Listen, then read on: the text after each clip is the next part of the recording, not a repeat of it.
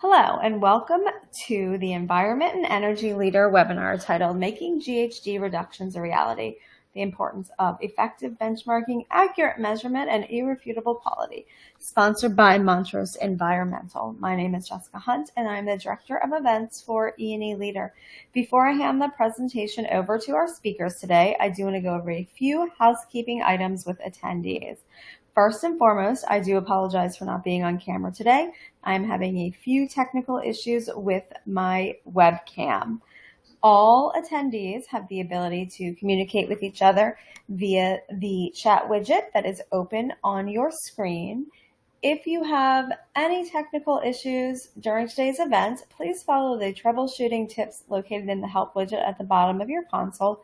If for some reason you are still having issues after performing those steps, feel free to send a message to me via the Q&A widget, which is also open on your screen.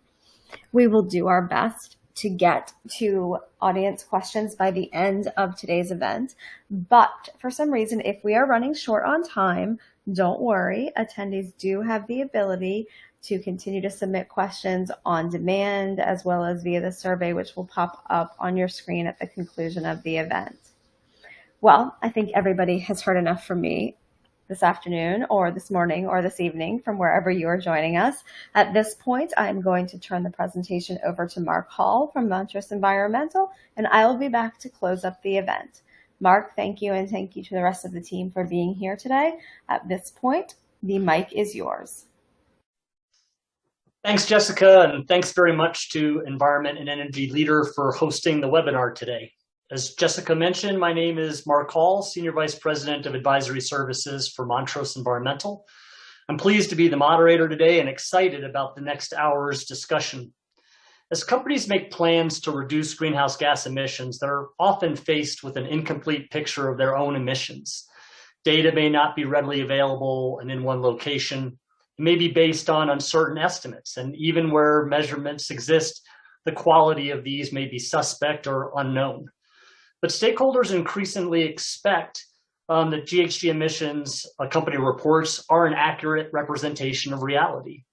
As an example, data reported to agencies is often based on emissions factors, which serve the original purpose of regulators to generate a high-level view of where greenhouse gas emissions are coming from and collecting it at a reasonable cost to the regulated community. But at an individual company level, the data may not be inaccurate or granular enough to serve new needs, such as developing a reduction program or reporting to stakeholders. Proposed SEC rules may bring these concerns into sharp focus for public companies and fund managers, and some international greenhouse gas frameworks are already requiring companies to adopt rigorous measurement and data management programs. Further, new technologies allow for actual greenhouse gas emissions to be detected and measured by remote third parties who can easily challenge the accuracy a company claims about its emissions. Our panel will explore considerations of benchmarking, measurement, and quality in this time of increased focus on credible reporting and planning for GHG reductions. We'll share some steps we've developed on how to make an achievable and actionable greenhouse gas reduction plan. So let me introduce our panelists. Melissa Dacus is a principal and air permitting and compliance specialist at Montrose. Melissa provides environmental consulting assistance to clients in the oil and gas, power generation, LNG, chemical manufacturing, petroleum refining, and terminal operations sectors. She has a Master's of Business Administration from the University of Delaware and a Bachelor of Science in Engineering and Chemical Engineering from the University of Pennsylvania. Austin Heitman is Director of Emerging Technology for Montrose, managing research and development projects and expertise in the installation, integration, and commissioning of ambient, indoor, and source continuous emission monitoring systems. He's actively involved with development of low-cost ambient sensors and the design of community-based monitoring programs.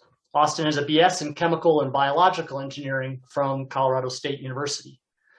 Dan Zimmerly serves as director of the Methane Emissions Technology Evaluation Center, METEC, and of the Remote and Distributed Energy Center both at Colorado State University. Dan has served as a principal investigator on a number of major studies of methane emissions in the natural gas supply chain, including studies of upstream, midstream, and distribution systems at a national and or regional scale. He holds mechanical engineering, both bachelor's and master's degrees from North Dakota State University. And Jing Zhang is the head of climate research of the Value Reporting Foundation, soon to be the IFRS, and is responsible for defining and executing their climate research strategy. His roles include responsibilities in standard setting, market engagement, and external communications for climate-related areas.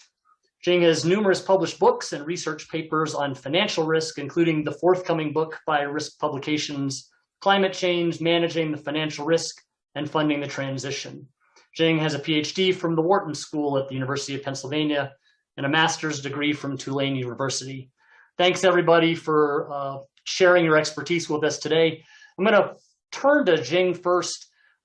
Jing, you're the head of climate research for the Value Reporting Foundation, and part of your role is standard setting. Can you introduce the Value Foundation and speak to how expectations related to the accuracy of GHG disclosure has evolved over the last few years? Sure. Thank you, Mark. And thanks for having me joining this wonderful webinar. Before I get started, just the usual disclaimer. What I'm about to say today represent my view, may or may not necessarily represent the views of the Value Reporting Foundation, IFRS, or ISSB for that matter. So with that aside, let me just give you a quick tour how we end up in terms of the sustainability disclosure, and specifically around the disclosure requirement on GHG. So many of you may know that before the Value Reporting Foundation, there were a number of volunteer disclosure sort of entities in terms of setting standards. So notably, there are GRI, there are SASB, there are CDSB, and there's the World Economic Forum, etc. So there have been a sort of involvement of a number of the volunteers standard settings around the sustainability related initiatives.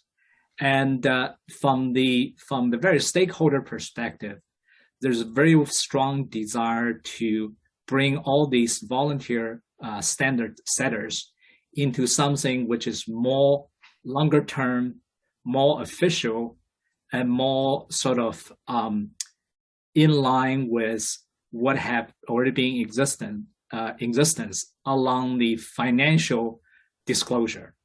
And that really leads to what's on this slide, the International Financial Reporting Standard Foundation. So that's why I'm explaining first about what the IFRS Foundation is about. So it is an international nonprofit public interest organization. It has a three-tier governance model, which start with monitoring board, which provide oversight responsibility. Actually, the monitoring board is effectively the IASCO, the International Association of Security Regulators. And SEC represent the U.S. interest on that in the IASCO on that monitoring board. The other two tiers of the governance model, one is the trustees that they provide governance strategy, and the third layer are the two boards.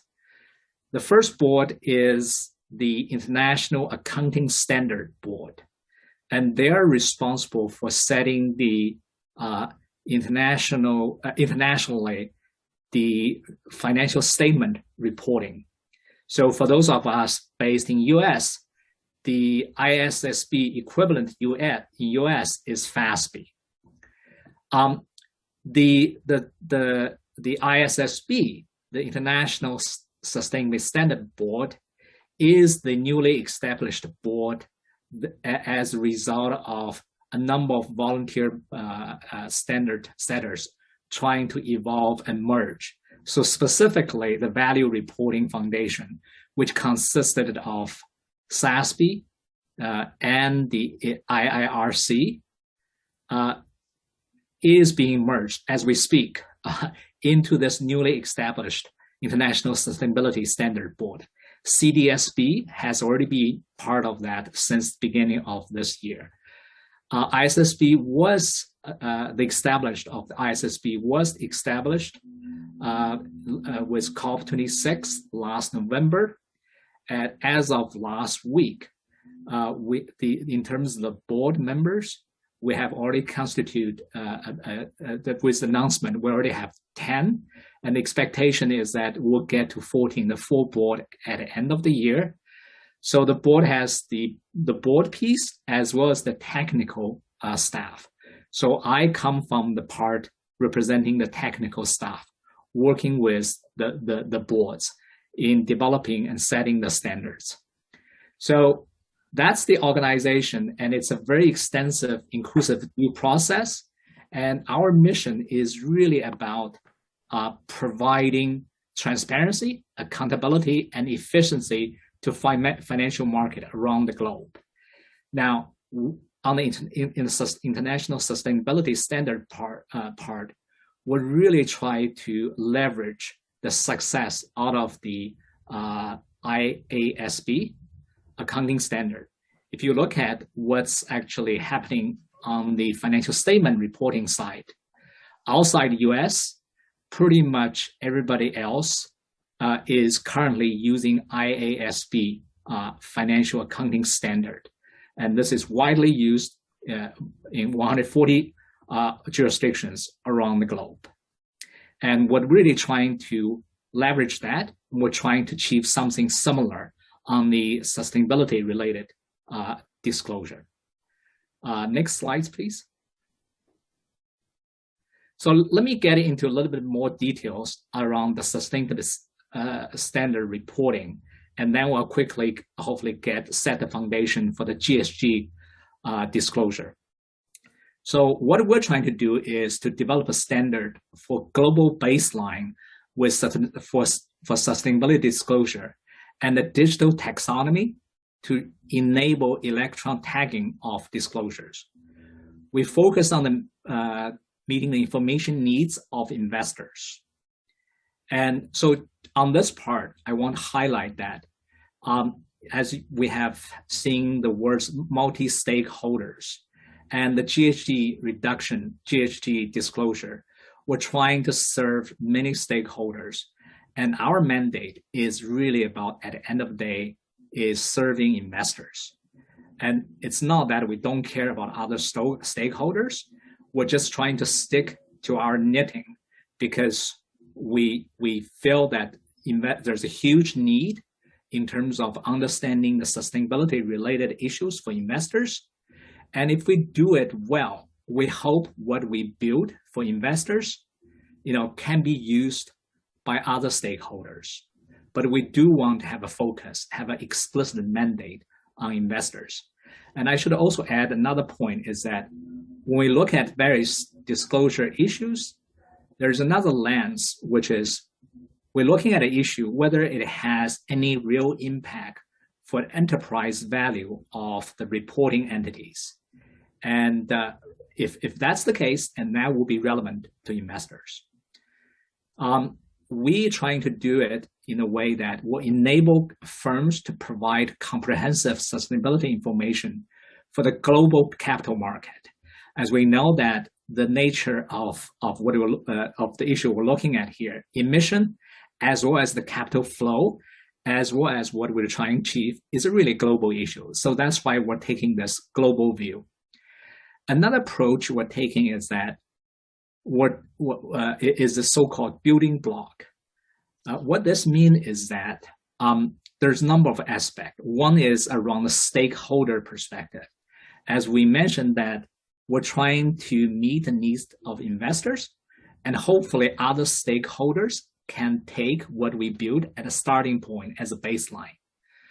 Another point about the building block is that what we're trying to do is the global baseline. We hope that all the jurisdictions will take upon what we have built as a starting point, as the baseline, and add on top of what we do. So that's another aspect of building block. And the GHG protocol, the GHG disclosure is very much an important part of the sustainability related disclosure. And hopefully in the next 30 plus minutes discussion, I'll be happy to share some of the relevant details around the GHG emission disclosure. Okay, great. Thanks, Jing, for that introduction and for setting the stage for that. Very, very helpful. Melissa, why don't you tell us a little bit about Montrose and describe from your perspective kind of how the new emphasis on data quality in reporting by your clients is changing and evolving. Thanks, Mark, and thanks. It's a privilege to be part of this panel today. So just to introduce Montrose Environmental, we're a publicly traded environmental consulting and services firm. We support both government and corporate organizations with a diverse arrangement of services. Located or headquartered in Little Rock, Arkansas, we are about 2,700 employees strong, present in 70 plus offices, both in the US, Canada, and Australia. Important to note, though, that geographical area just doesn't limit our support. We are actually supporting clients in their sustainability needs worldwide as well. Montrose services really can be grouped into three main categories. In this case, our measurement and analysis teams, which includes a range of field monitoring and measurement applications, including stack testing, LDAR and OGI, ambient air monitoring, fence line monitoring, and laboratory services. In addition to that, we have a team in the planning assessment areas that includes professionals who support clients in the areas of planning and ecosystem, occupational health and safety, industrial hygiene, and multimedia regulatory compliance and permitting. And then finally, in the final spoke of our wheel of continuum here is our remediation and reuse services, which is in the areas of soil and groundwater remediation, biogas solution development and implementation, as well as water treatment.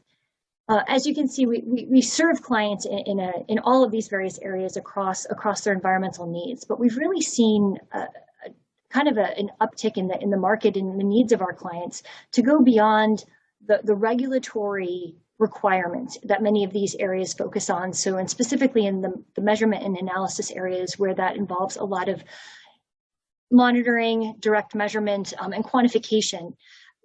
Clients are asking specifically to go beyond what is required to get more of that accurate and transparent data, specific in the areas of greenhouse gas and methane emissions. As we'll talk about in some of these disclosures, as Jing just kind of mentioned, a lot of these programs are asking companies to disclose and to report on additional information.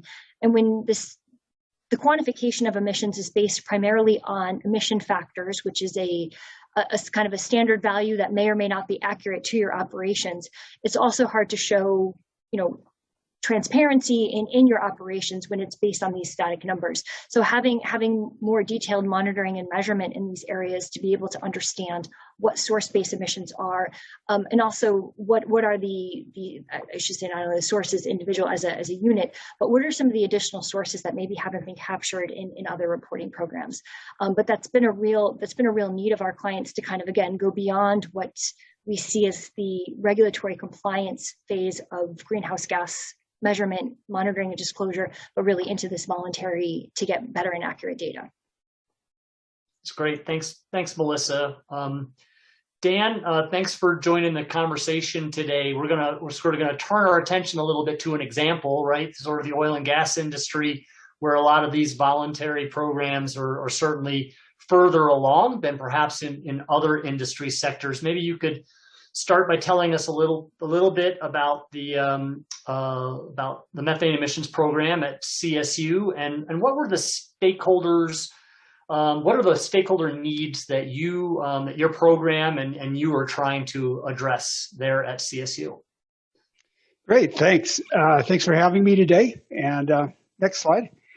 So talk a little bit about the Methane Emissions Technology Evaluation Center. So my research group has 8 staff members in it, 5 research scientists, and we do quite a bit of work in, of course, methane emissions, but also in some other aspects of greenhouse gas emissions as well. So next slide.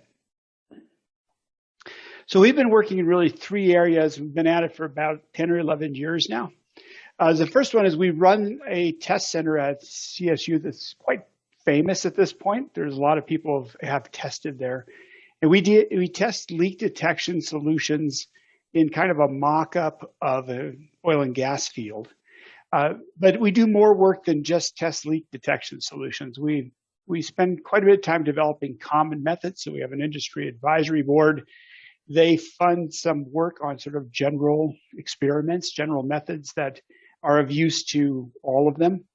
And we've done quite a bit of work recently on safety-focused work related to underground gas leaks, particularly gas migration in the event of some type of accidental break in the pipelines. The second thing we do is field measurements, and we've measured in most sectors of the natural gas industry. As an example, right now we're finishing up a top-down, bottom-up reconciliation study in Colorado. One of my sub-teams is going out to measure abandoned oil and gas wells, and we're about to start a project to look at crankcase vents on large engines and used in like gas lift in the production sector. So we generally do the kind of measurements that are a little squirrely, they're a little bit far from the center, and maybe develop a little bit of methods development and that type of thing to make them happen. And then the last thing is we spend maybe about half of my team at any given time is working on software, either to simulate emissions or to simulate abatement programs. So the next slide has we got a picture of the BTEC test site on it. Next slide, please. And that has, just to give you kind of a feel for the site, and then I'll talk a little bit about why we're here, right? So the program was originally started by a Department of Energy, an ARPA-E grant, to get the program up and running. But since then, it's expanded quite a ways beyond that initial box. But the general idea here is that most of the buyers of leak detection solutions are also reporters of emissions measurements. And so they would like to do that in the most cost-efficient way. And they also want to understand the quality of what they're reporting. And so part of what we've been doing is looking at all the different aspects of how those solutions perform in control testing in the field, in applications that are not quite where they tested, and looking at how to model and extrapolate those up to a larger level. The engagement there has largely been on an experimental basis up until probably the last year and a half or so. And at this point, the kind of stakeholder pressures that are pushing people toward more measurement and reporting, we're starting to get to the point where, this is kind of getting real. People are starting to trust or need to trust what they put in place. And whether that's like a survey method where you're flying an aircraft overhead, or it's a ground team doing a traditional inspection, or it's some sort of continuous monitor, the stakes are going up for the quality of that information. And I would love to report to you that it's all there and it's working. But the reality is that there's actually quite a lot of noise in that system, right? And so part of what we're seeing is, or trying to do in our communication process, is to keep people grounded on what's really trustworthy or really ready for prime time in terms of operational deployment, and the kind of stuff that's a little dodgy yet, or maybe just a little bit too early stage, that you wouldn't want to bet your SEC review on it right now. So. Fascinating. That's great. Thanks for the intro and the initial comments, Dan.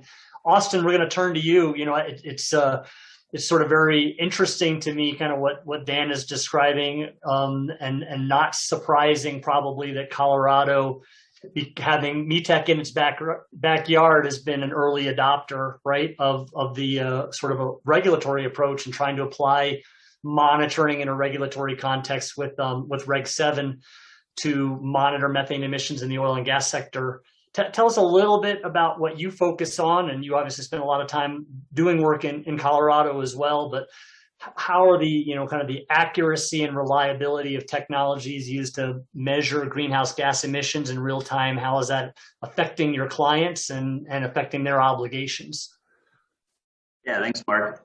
So as Mark mentioned, my name is Austin Heitman, the Director of Emerging Technologies within Montrose's Air Quality Group. Over the last few years, I've been primarily focused on, and similarly to Dan, the evaluation of new technologies to monitor for leaks or greenhouse gases.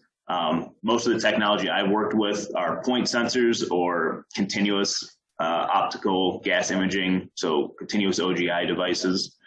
And then I also support the implementation of the technologies into our clients' air monitoring programs. So the Colorado program, the Reg 7 rule that you mentioned, Mark, requires all new multi-well facilities to continuously monitor for methane or a surrogate and provide real-time results and alerts when emission events may be occurring on site. So I led the effort to develop Montrose's program that operators use to maintain compliance for this rule. And in doing so, and in continuing to improve those programs, we've implemented or piloted everything from ultra low cost metal oxide based technologies to photoionization detectors, tunable diode lasers, continuous OGI cameras. And I think that when we talk about accuracy, reliability of gas analyzers historically, normally people are thinking about how well can a system give us the correct measurement of that compound. But when we're talking about monitoring for fugitive emissions, methane emissions in the oil and gas space, it's more important to look at the accuracy in terms of the correct detection of a leak or some kind of an unexpected emission event on site. So how we run our evaluation studies is typically by partnering with an upstream operator, typically an existing client of ours, to use one or multiple sites that where the site's currently producing to determine the reliability of the system to accurately detect those emission events. So almost in a private METEC type setup, we'll deploy monitors around a production facility or near wellheads. And then in an ideal scenario, we'll actually deploy more monitors on the site than what the manufacturer might be recommending, so that once we can go back and review the data, we can determine how many monitors do we actually need to capture the events that we did identify on that site. So we deploy all of this monitoring equipment around the site, and then either once a week or maybe every other week, either Montrose or the operator will conduct a formal Method 21 or OGI inspection of the site to review if there were any leaks that the system should have captured. And then we can go back and compare the alerts the monitors did trigger to the actual leaks that were identified during those inspections. And then this data also allows us to refine the criteria that's being used to identify an event that's occurring on site to improve its reliability. And then for other operators, we'll actually run simulated leaks on site by attaching a flow controller to the outlet of a gas bottle that we bring on site. So this helps us to evaluate under what conditions can certain leaks be identified by this technology. So in short, we've learned that there are technologies out there that do a good job of detecting these events. As Dan mentioned, some of them are more reliable and accurate than others. But when it comes to the actual quantification, which we haven't really spoke much about yet, the quantification of these events still has a ways to go before we can rely on that. So hopefully we get into that in a little bit. Yeah, we will definitely come back to quantification. So we're gonna zoom out from the ground level, kind of back back a little bit higher, and come back to you, Jing. You know, there's whether it's for kind of a voluntary purpose or perhaps under a new regulatory construct like SEC is proposing. There's growing alignment around the use of like SASB frameworks for climate sustainability information.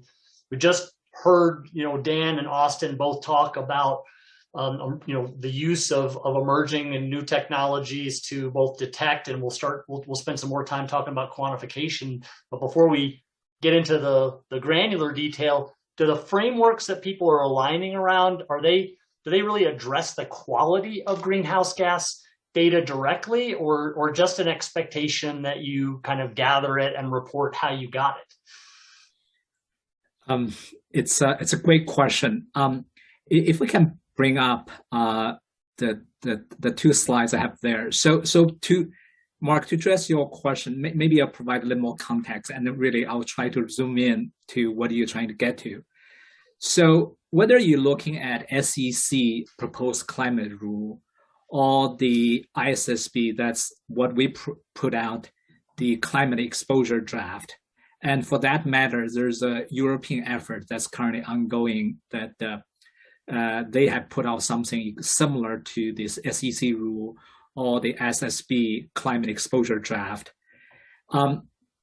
Everybody is trying to get to basically trying to help their stakeholders to understand the climate-related risk and opportunities. And that's the overarching objective. Now, SEC is trying to serve investors, and so does ISSB, and the European EFRAG is trying to serve multiple stakeholders. Now, if you take what the three entities are trying to achieve, there is a bit of commonalities in the following sense. Everybody start with so-called TCFD guiding principles. And then under the TCFD guiding principles, there are more specific content. So in the context of what the ISSB trying to achieve, so we have the, let's call it cross-cutting, which means that part get applied to all industries. And those are basically fashioned after the TCFD recommendations. So namely, it has 4 pillars, so-called governance, strategy, risk management, target, and metrics. Now, with that cross-cutting piece, the SASB industry-specific climate-related industry requirements come in. And that's where you see more sort of granular content around the physical risk, transition risk, climate-related opportunity, etc. And that's where sort of the emission-related requirements come in as well. And let me get into a little more specific about the GHG emission requirement. Next slide, please. So if you can start with a cross-industry set of metrics, we basically get into some pretty detailed description about what we're expecting from the preparers. So for cross industries, we're asking for scope 1, 2 emissions.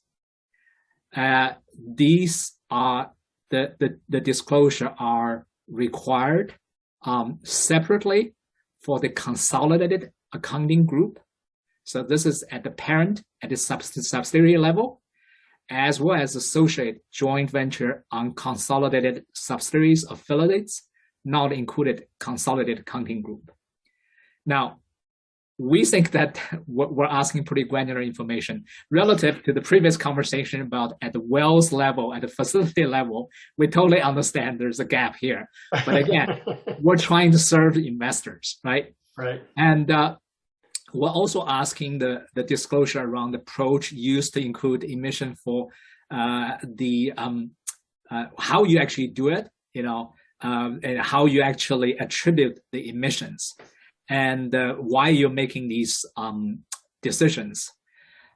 In these disclosures, we are heavily relying on GHG protocol. If I tease out what's been discussed in the last part of the discussion, there's a question mark how granular GHG protocol is and whether it's conducive to more direct measurement. I think those kind of feedback. By the way, I would encourage you guys, if you have strong view on this, please do give feedback to organizations like us and like SEC or EFRAG, because that kind of feedback would be very, very helpful to us as well as to all our stakeholders we're trying to achieve. Now, for scope 3 emissions, we're asking for upstream, downstream.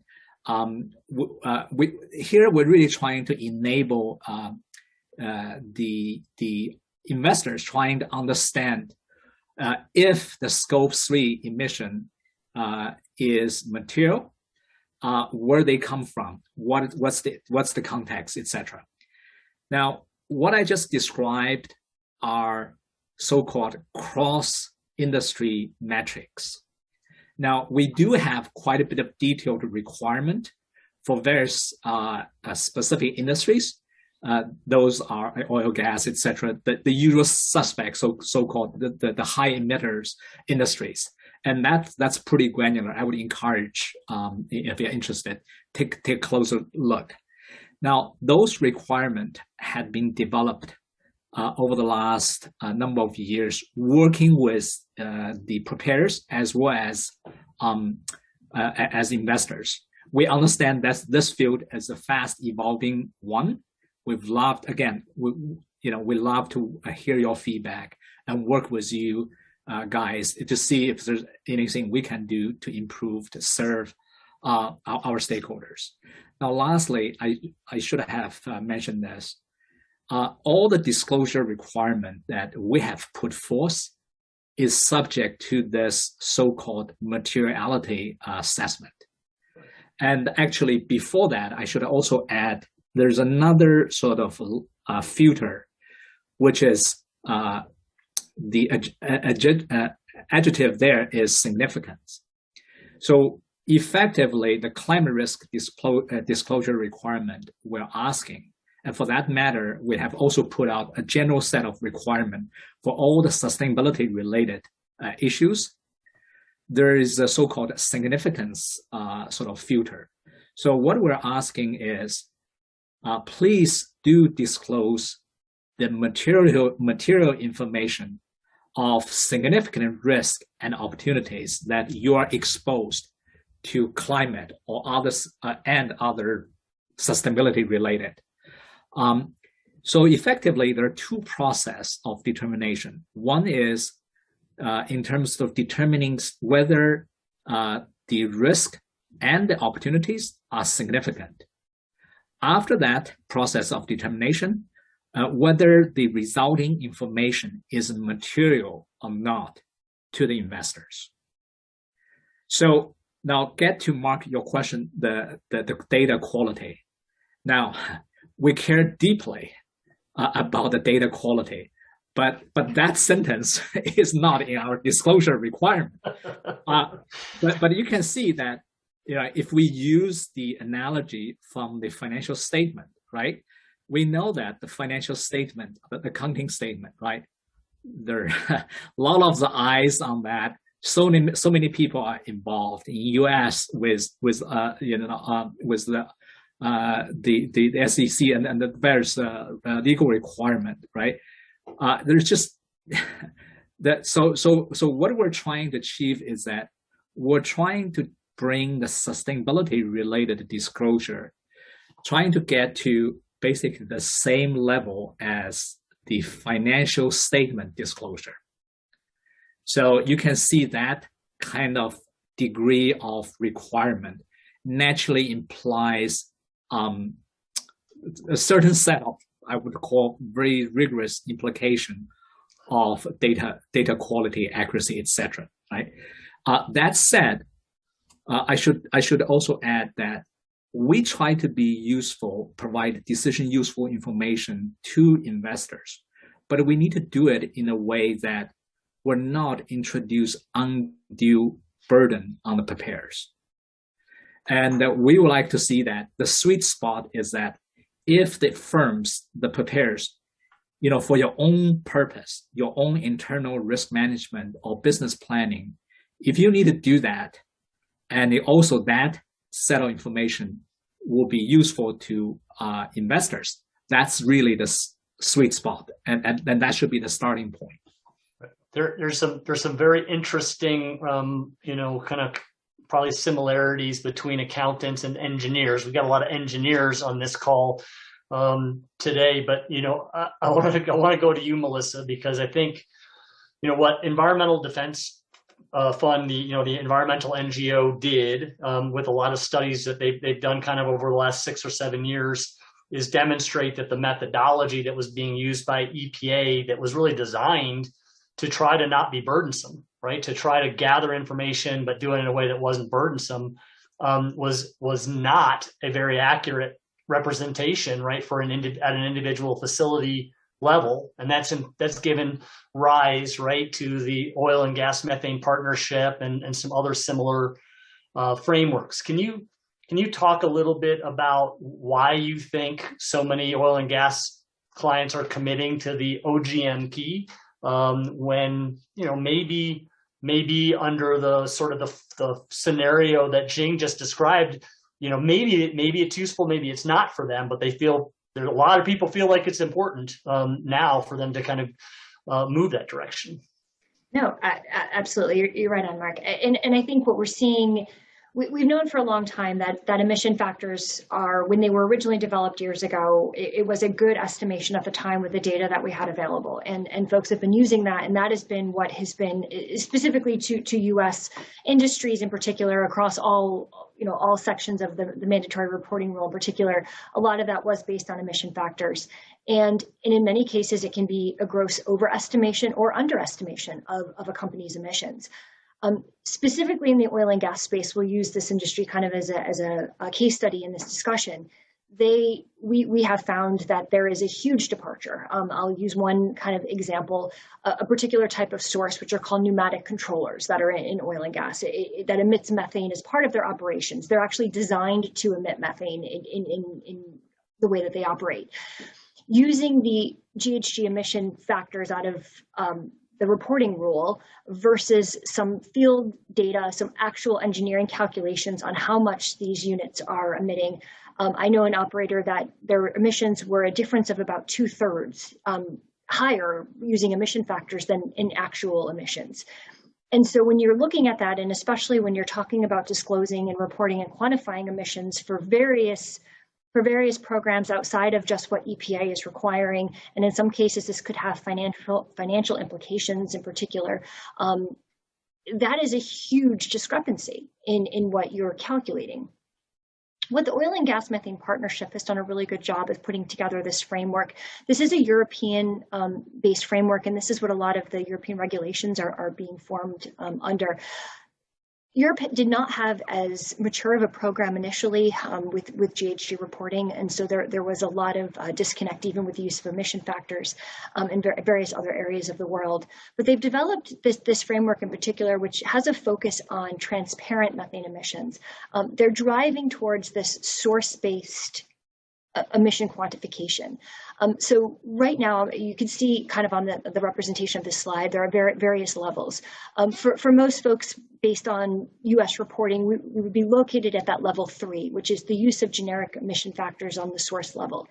Now, I'd be remiss to say that even using a generic emission factor still may produce a high quality of data, because there is a lot of inputs that go into that. So for example, the amount of fuel an engine uses.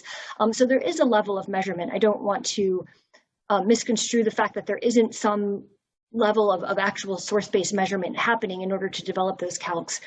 But in a lot of cases, again, they're just not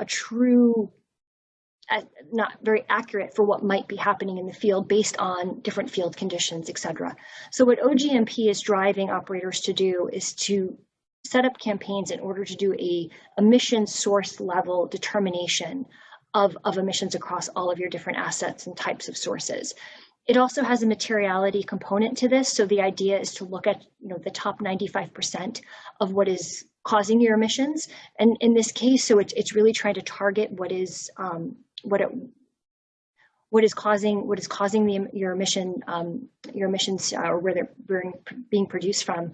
But the other piece of that's really important to note is although this doesn't have a specific target that you must meet, you do have to define targets with this and show how you plan to achieve those. And there's a motto I've heard is that you can't reduce what you don't measure.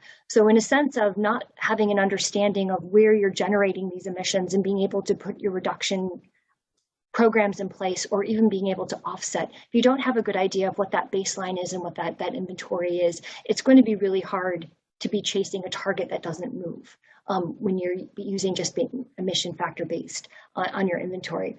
So we've seen, this seems to be a really great program that many oil and gas operators have been adopting because it's providing them with a framework to understand, to be able to produce more transparent and accurate inventories of their emissions. It's also going to help drive some of those reduction campaigns that they want to initiate to achieve those targets, those short and long-term targets. And the final piece where I think this differentiates from others is there's this level 5 component, which is the reconciliation of all of this information. So if you're doing a measurement, for example, if we're looking at how much methane an engine emits while it's operating, a lot of this is a snapshot in time. You're testing over a couple-hour period. However, we might find that emissions do change over time, or you might, at an oil and gas site in particular, have a leaking component that starts. With the level 5, it's kind of that reconciliation to verify what you are actually reporting is in fact what you are emitting. So this is the implementation of a fixed-based monitor, similar to what Austin was speaking about, or satellite-based detection and quantification technologies, fixed-wing aircraft. So once you've gotten to that granular level of understanding how much you're emitting at your various sources, they're asking you to then go that one step further to say, okay, now kind of proof is in the pudding. Are you in fact maintaining those reported levels that you have? And this has been a real great framework. It is technology agnostic, which I think is wonderful for operators to be able to build programs that are best suited for their own operations. And depending upon where they're located, whether it be, for example, in the state of Colorado that has very prescriptive regulations that are encouraging operators to use certain technologies and certain things, they can take credit for those programs that they've already had to put in place, in other areas. But it's proving and providing that framework, specifically in the oil and gas space, to be able to produce these inventories that can have that accurate and transparency stamp that many of these other programs and reporting disclosures are really looking for in this case. So I think that's why we're seeing a lot of movement in this direction, in particular, on building the programs for inventories. Great, Melissa, thank you. Dan, Melissa talked a little bit about OGMP levels of monitoring and the sort of the level 4 and the level 5. Obviously, you guys have had an up-close look at a lot of the different technologies that can be used to detect emissions. Is there, and you're involved in some of the big technology showcases every year that kind of, highlight the new emerging technologies that are out there that might be able to be used. Possibly those that might be cheaper, might be a little more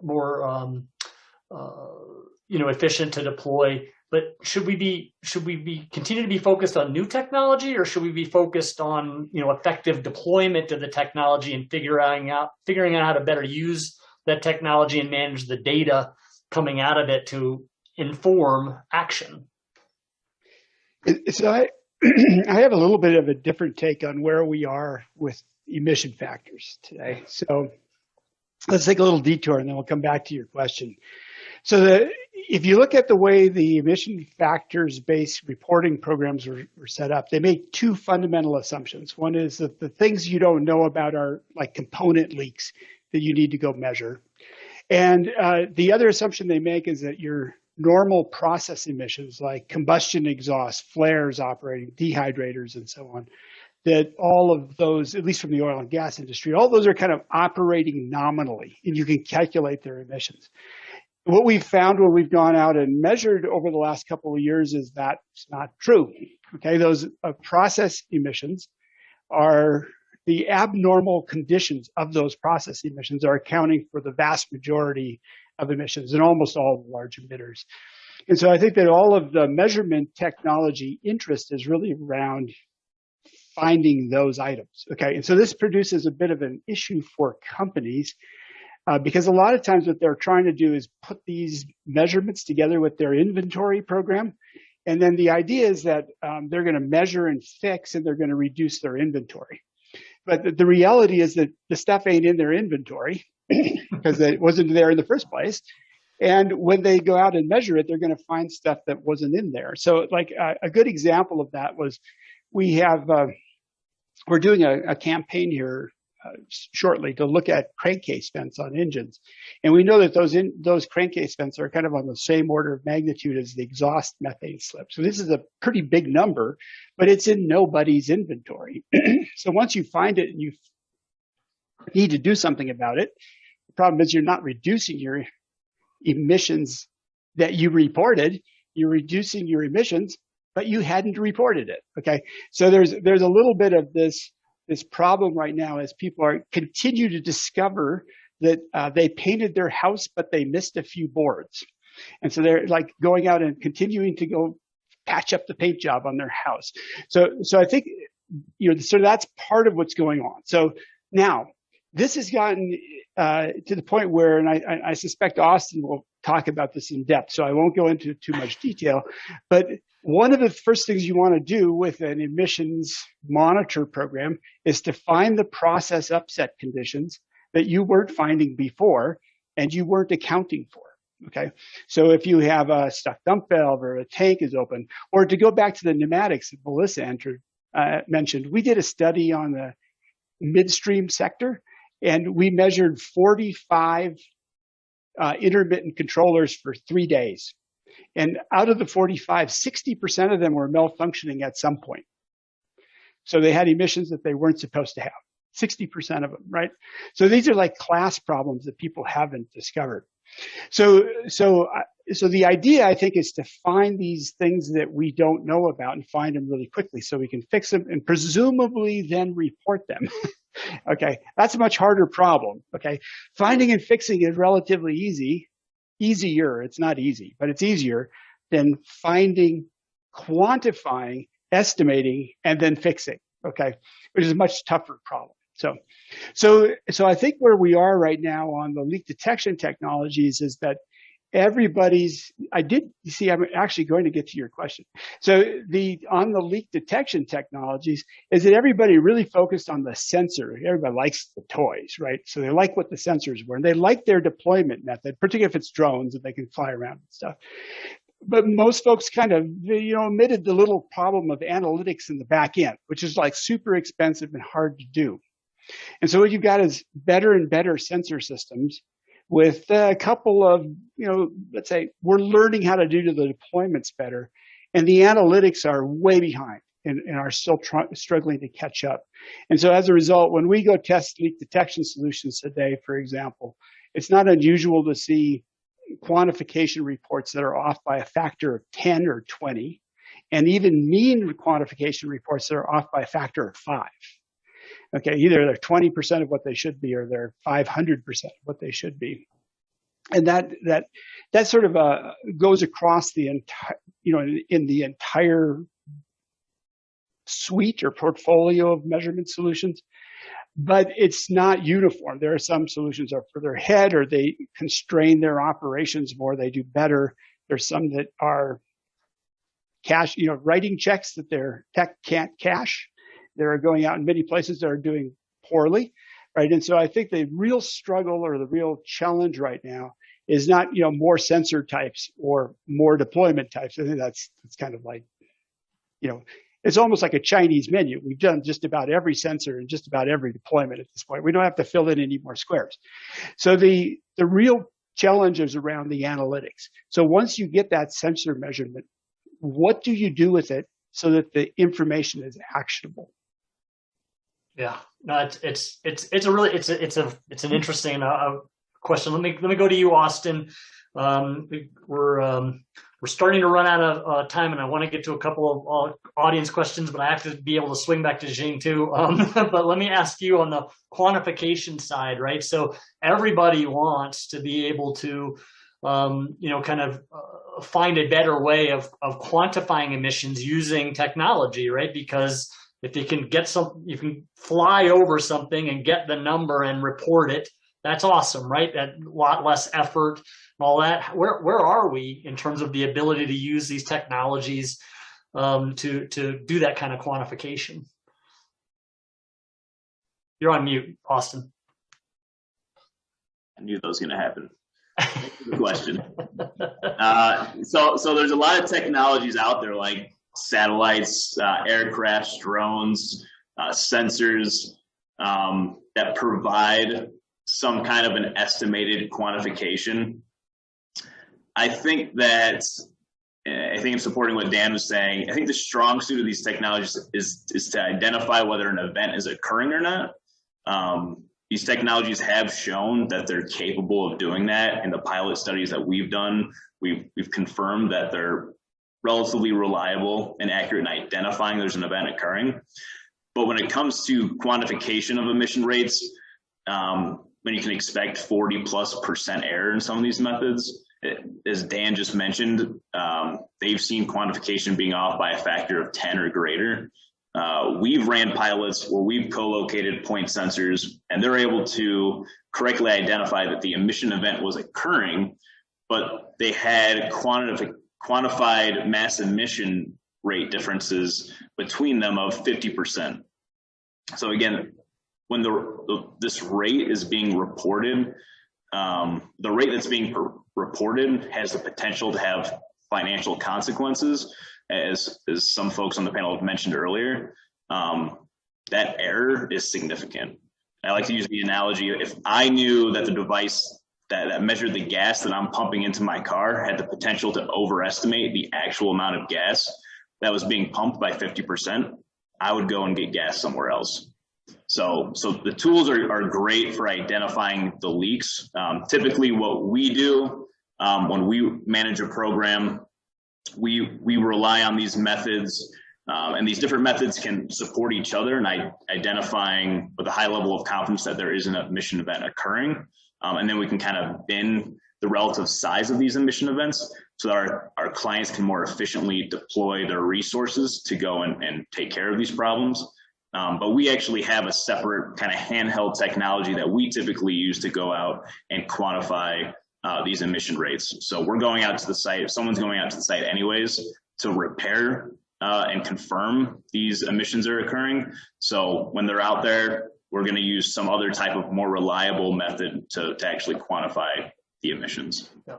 So Jing, I'm going to come back to you because we've got just a couple minutes left, but you used the terms material and significant, kind of in terms of what your goals are in terms of getting people to report. So succinctly, if you could, having had this discussion and kind of understand some of the uncertainties associated with some of the different approaches that are being used, does that give you pause, right, or give you any concern if you think about the people, the stakeholders that you guys are trying to serve, which is investors? Do you think they understand the degree to which the numbers that are being reported could diverge from what's actually happening, and should they be concerned about that? So if I can, on behalf of the investors, I want to thank you guys for the wonderful work that you guys are doing. Actually, what you guys are doing are just incredibly important for many stakeholders.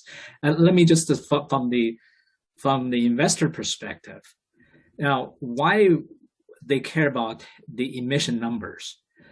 The first part is that they're trying to use that as a proxy in terms of understanding how these companies are exposed to transition risk.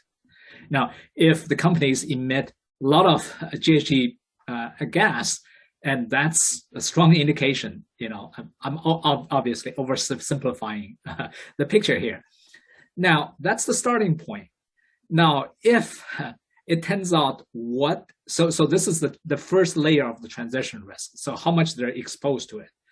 Now, if it turns out that what they reported a number is very, very different from the actual emission number, that's another layer of the risk, which is the liability risk for the investors when they invest in these companies. So you can see that that's why getting the accuracy, getting the reliability is incredibly, incredibly important to the investors, right? Another point is, and again, I mean, this point has been raised by a number of folks on this call. It's about the exposure. It's about what these companies are doing about it. So if you don't have a great starting point in terms of what's your true emission and where the emission come from, all bets are off when we talk about reduction of the emission, right? And this is not about reducing activities or inventories. It is really truly about reducing emissions, and which seems to be more often than not out of the outliers. So I think to summarize, what you guys are doing are incredibly important to investors. Obviously, the implication is beyond the investors. And I'm very grateful you had me on the call today. If we ever do a call like this, I would say that we should get somebody from the auditing world, the folks who will be auditing the emission numbers going forward, be part of this conversation, right? And here we have an ecosystem of, folks like SEC, ISSB. We're starting with the disclosure requirement, but then there are folks who are come in to really try to ensure that actually these numbers are accurate, reliable, etc. And those folks play an incredibly important role in this overall picture of ensuring the reliability and accuracy. Well, that's it's a great idea for the next webinar, and maybe you'll moderate it, Jing, for us. But we're gonna have to leave it there. We didn't get to audience questions, and I apologize for that. But it was a fascinating discussion from my perspective. I'm so glad that everybody was able to join us today. Thank you so much to all of the panelists today for joining and sharing with us your insights and your knowledge. I want to thank Environment and Energy Leader again for the opportunity to kind of put this together, and just want to thank everybody very much for your participation. Have a great day, and I'll send it back to Jessica. Mark, Austin, Melissa, Jing, as well as Daniel, thank you for an incredible hour of thought leadership and advice. Unfortunately, as our attendees can tell, we do not have time for a Q&A session today, but that doesn't mean you should not submit questions still. At the conclusion of the event, I will be providing a survey that will pop up on your screen for you to fill out. If you have additional questions for the panel, please feel free to submit them, and the questions will go over to their team as soon as possible. I do want to thank Montrose for putting together such a fantastic event this afternoon, and I do want to apologize to the attendees for the fact that you can't see me on camera today. But at this point, we are going to conclude today's webinar, and I hope everybody has a wonderful rest of the day.